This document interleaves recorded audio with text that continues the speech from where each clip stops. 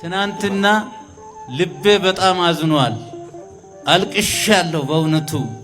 የ4 ዓመት ብላቴና ሕፃን በእንደዚህ አይነት አሰቃቂ ሁኔታ ላይ ሳይ እስካሁን ሰውነቴ እየተንቀጠቀጠ ነው ያለው። እግዚአብሔር ልጆች አስተውሉ።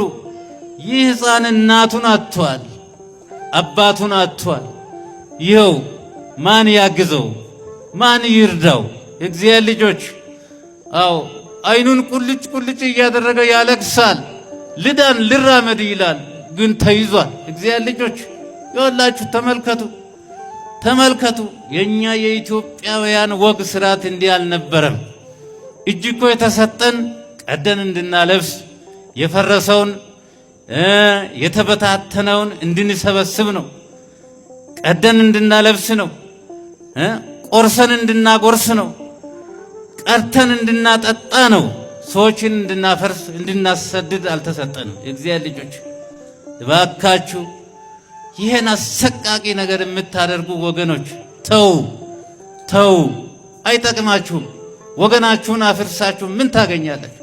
ኢትዮጵያውያን ይሄን ድምፅ የምትሰሙ ለወገኖቻችሁ ድረሱ፣ አልቅሱ፣ እዘኑ።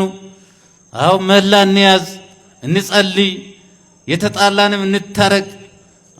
እግዚአብሔር ምሕረቱን ካልሰጠ፣ እግዚአብሔር በረከቱን ካልሰጠ፣ እግዚአብሔር በመግቦቱ ካልጎበኘ እኛ ምን ልናደርግ እንችላለን?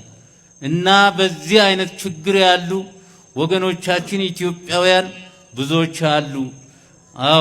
የእግዚአብሔር ልጆች ይህን ድምፅ የምትሰሙ በውጭም በሀገር ውስጥም ያላችሁ ትላልቅ አብያተ ክርስቲያናትን በገንዘባችሁ በእውቀታችሁ ትገነባላችሁ።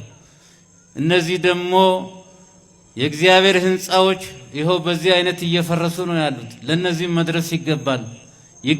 ትኩረት ሰጥተን እንንቀሳቀስ፣ አንድ እንሁን እና በዚህ በወላይታ ሀገረ ስብከት ላላችሁ ምእመናን ጥሬን ትላንት ማስተላለፍ ያለው አሁንም በድጋሚ ሀደራ እላለሁ። ይህ የእናንተ ልጅ ነው። የኢትዮጵያ ኦርቶዶክስ ተዋሕዶ የቅዱስ ቤተ ክርስቲያን ልጅ ነው። እያቃሰተ ነው ያለው። ሌሎችም አሉ። ጠይቁ፣ ደርሳችሁ ጠይቁ። አስፈላጊውን ነገር ሁሉ ማገዝ ከኛ ይጠበቅብናል።